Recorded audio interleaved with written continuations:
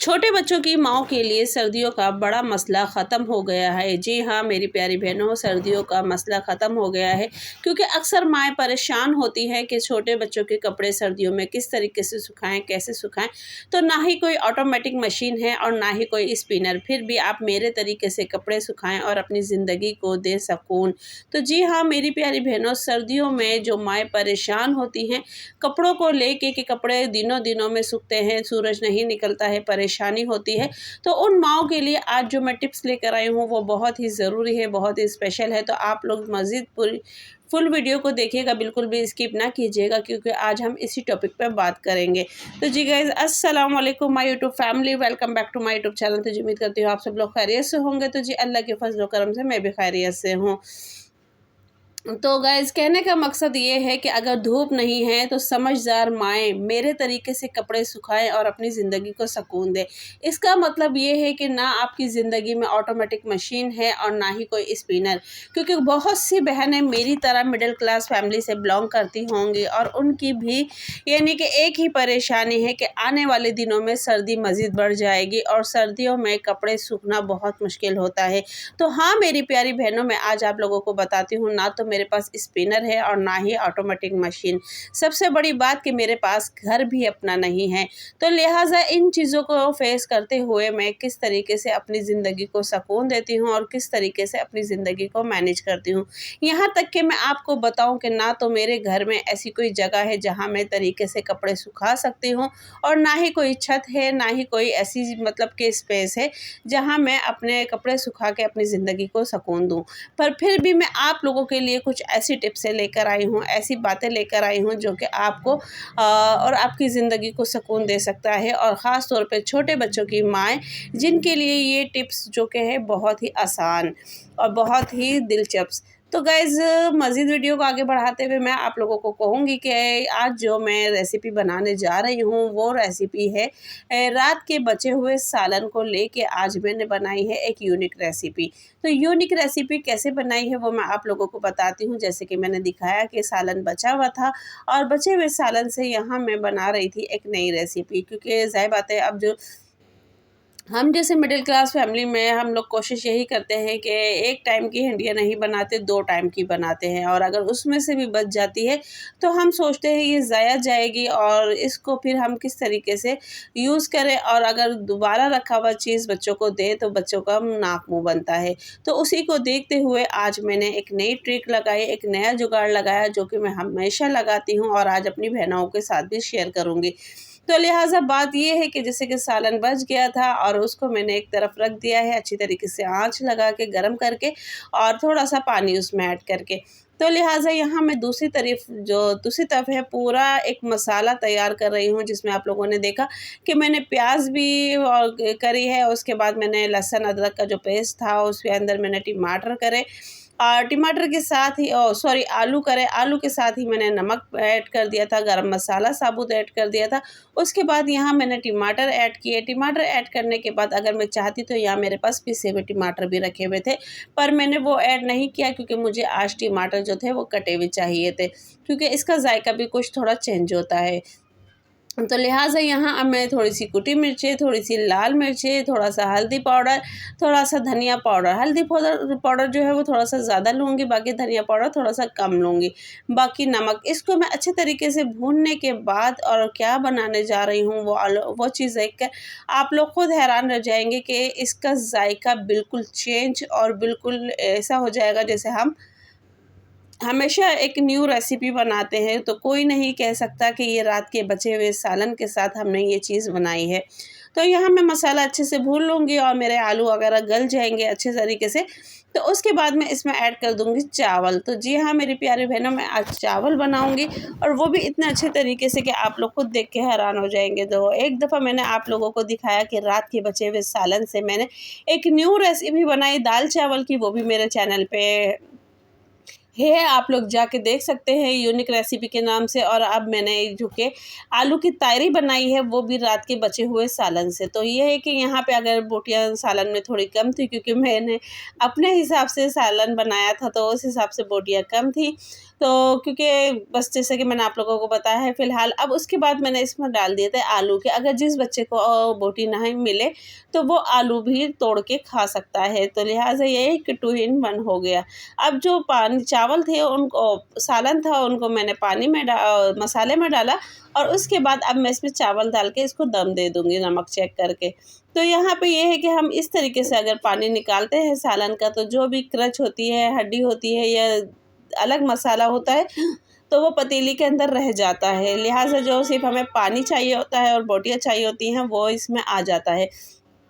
तो लिहाज़ा यहाँ मैंने चावल भी डाल दिए हैं और इसको अब मैं अच्छे तरीके से दम दे दूँगी। तो गाइज़ ये चावल इतने मज़े के बने थे और बनते भी हैं, क्योंकि हम हमेशा इसी तरीके से करते हैं। अगर हमारा सालन बच जाता है या तो हम उसमें दाल चावल डाल देते हैं या फिर दलिया डाल देते हैं या फिर हम इस तरीके से चावल बना के इसको एक नई डिश बना देते हैं। तो लिहाज़ा आप लोग भी इसी तरीके से क्या करें, इससे ये होता है कि आपकी एक दिन की जो रेसिपी है वो आपको मिल जाती है और आपके पैसे भी बच जाते हैं, आपकी बजट भी हो जाती है और लिहाज़ा जो सालन बचा हुआ होता है वो भी ज़ाया नहीं जाता है। बाकायदा एक घर में तो मैंने ऐसा देखा था कि उनके घर में ये होता था कि जितने भी सालन पूरे हफ्ते में बचते थे ना, वो उठा के फ्रीज़र कर देते थे और आखिरी जब वहाँ पे जुम्मा मायने रखता है, तो जैसे कि संडे होता है तो संडे को सारे जेंट्स घर में होते हैं, तो फिर उस दिन क्या करते थे वो लोग कि ना सारे सालनों को मिला के उसके अंदर चावल डाल दिया करते थे। अब वो सालन चाहे कुछ भी हो, सब्ज़ी हो या आलू गोश्त का सालन हो, आलू कीमे का सालन हो, कुछ भी हो, उसके अंदर आखिरी में चावल डाल दिया करते थे और ये एक रेसिपी बन जाती थी। और इसी तरीके की एक रेसिपी मैंने एक जगह और सुनी थी, जो कि मेमन बनाते हैं खौसा के, उनका जो भी सालन बचता है ना, तो वो इसी तरीके से जमा करते जाते हैं, तो फिर वो उसको एक न्यू रेसिपी की शक्ल में खौसा नाम दे देते हैं। तो वो खौसा जो उनका मेमनों का होता है वो बहुत मशहूर भी होता है और बहुत हिट भी होता है और बहुत से लोग ख्वाहिशमंद भी होते हैं तो वो खौसा खाने के लिए।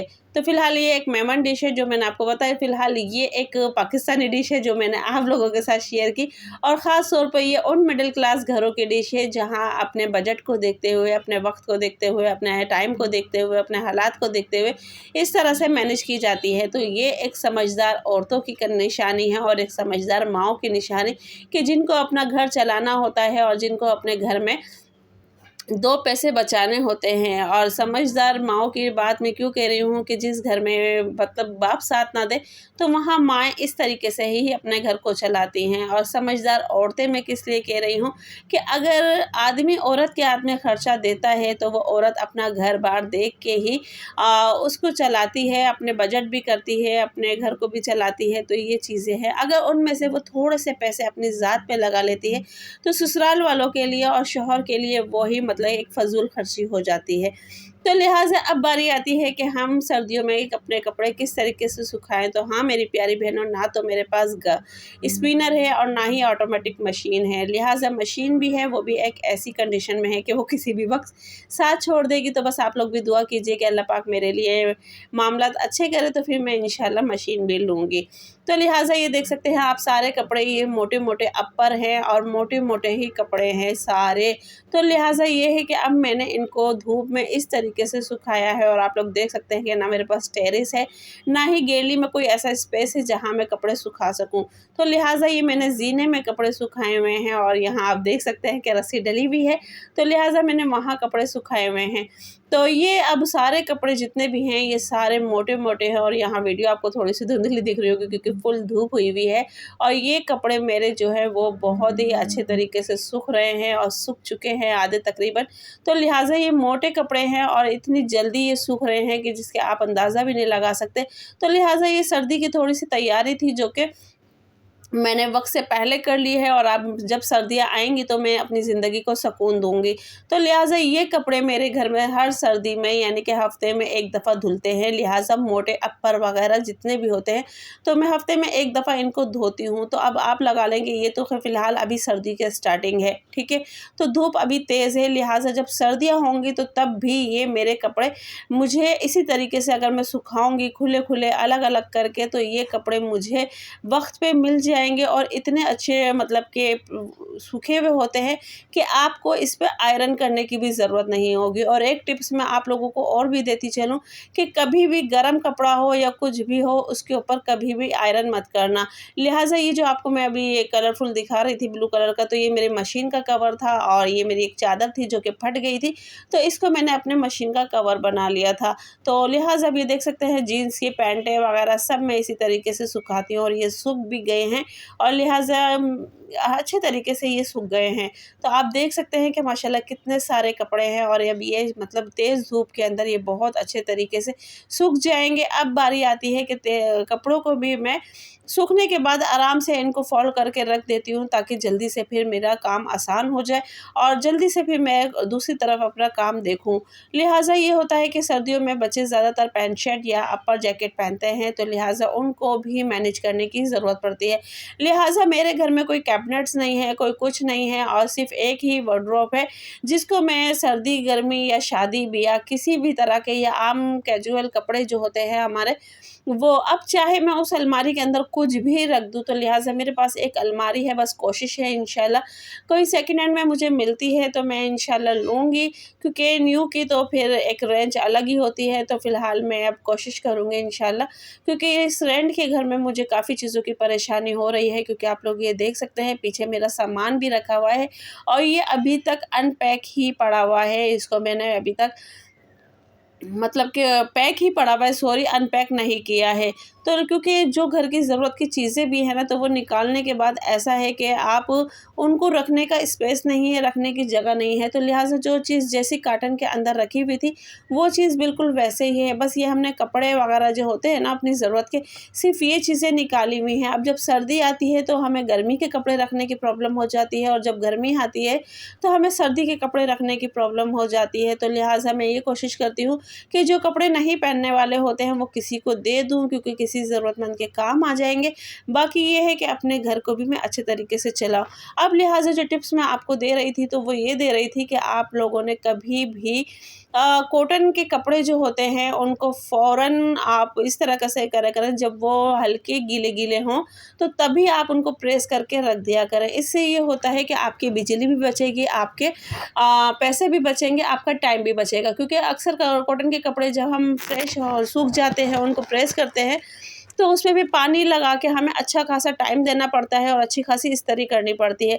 तो लिहाजा आप लोग ये क्या करें कि हल्के गीले कपड़े जब होते हैं उनको तभी आप लोग ये ना प्रेस कर लिया करें और तभी उसको फिर सेट करके रख दिया करें। तो उससे ये होता है कि आपका टाइम भी बचता है, आपके बिल के पैसे भी बचते हैं और आपकी सेविंग भी हो जाती है। तो ये कुछ टिप्सें हैं जो कि मैंने आज आप लोगों को सर्दी के हवाले से और बजट के हवाले से और एक छोटे बच्चों की माँओं के हवाले से ये जो टिप्सें दी हैं ये बहुत ही बाकमाल हैं, बहुत ही यूज़फुल हैं। तो लिहाजा आप लोग भी ये टिप्स अपनाइएगा और अपनी ज़िंदगी को सुकून दीजिएगा। और गाइज़ यहाँ आपको मेरी वीडियो पसंद आए तो प्लीज़ वीडियो को ज़्यादा से ज़्यादा लाइक करें, शेयर करें, चैनल को सब्सक्राइब करें। मिलते हैं नेक्स्ट वीडियो में। अल्लाह हाफ़िज़।